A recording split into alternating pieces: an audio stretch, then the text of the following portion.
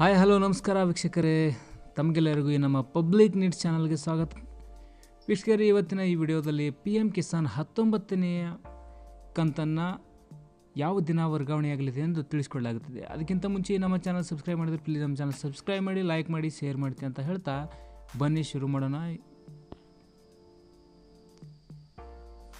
PM Kisan Samman ನಿಧಿ ದೇಶಾದ್ಯಂತ ರೈತರಿಗೆ ಆರ್ಥಿಕ ಬೆಂಬಲ ನೀಡುವ ಉದ್ದೇಶದಿಂದ ಈ ಯೋಜನೆ ತರಲಾಗಿದೆ. ಪ್ರಧಾನಮಂತ್ರಿ ಕಿಸಾನ್ ಯೋಜನೆಯ 19ನೇ ಕಂತು ಫೆಬ್ರವರಿ 2025 ಮೊದಲ ವಾರದಲ್ಲಿ ಬಿಡುಗಡೆಯಾಗುವ ನಿರೀಕ್ಷೆ ಇದೆ. ಭಾರತ ಸರ್ಕಾರವು ವಿವಿಧ ಕಲ್ಯಾಣ ಯೋಜನೆಗಳ ಮೂಲಕ ಕೃಷಿ ಮತ್ತು ರೈತರಿಗೆ ಬೆಂಬಲ ನೀಡುವುದನ್ನು ಮುಂದುವರಿಸಿದೆ. ರೈತರ ಕಲ್ಯಾಣ ಯೋಜನೆಗಳಲ್ಲಿ ಪ್ರಧಾನಮಂತ್ರಿ ಕಿಸಾನ್ ಸಮ್ಮಾನ್ ನಿಧಿ ಯೋಜನೆ ಅತ್ಯಂತ ಗಮನಾರ್ಹವಾಗಿದೆ. ದೇಶಾದ್ಯಂತ ರೈತರಿಗೆ ಆರ್ಥಿಕ ಬೆಂಬಲ ನೀಡುವ ಉದ್ದೇಶದಿಂದ ಈ ಯೋಜನೆಯನ್ನು ತರಲಾಗಿದೆ. ಪ್ರಧಾನಮಂತ್ರಿ ಕಿಸಾನ್ ಯೋಜನೆಯ 19ನೇ ಕಂತು ಫೆಬ್ರವರಿ 2025 ಮೊದಲ ವಾರದಲ್ಲಿ ಬಿಡುಗಡೆಯಾಗುವ ನಿರೀಕ್ಷೆ ಇದೆ. ವೀಕ್ಷಕರೇ, 19ನೇ ಕಂತಿನ ಬಿಡುಗಡೆಗಾಗಿ ರೈತರು ಕಾತರದಿಂದ ಕಾಯುತ್ತಿದ್ದಾರೆ. PM ಕಿಸಾನ್ ಯೋಜನೆಯ 19ನೇ ಕಂತನ್ನು ಫೆಬ್ರವರಿ 2025 ಮೊದಲ ವಾರದಲ್ಲಿ ವಿತರಿಸುವ ನಿರೀಕ್ಷೆ ಇದೆ.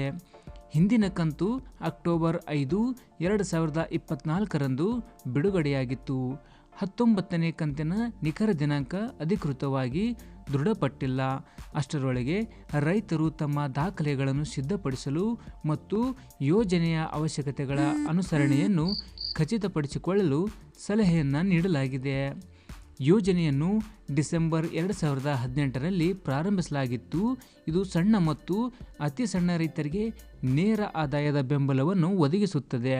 ಈ ಉಪಕ್ರಮದ ಅಡಿಯಲ್ಲಿ ಅರ್ಹ ರೈತರು 3 ಸಮಾನ ಕಂತುಗಳಲ್ಲಿ ವರ್ಷಕ್ಕೆ 6,000 ರೂಪಾಯಿಯನ್ನು ಪಡೆಯುತ್ತಾರೆ.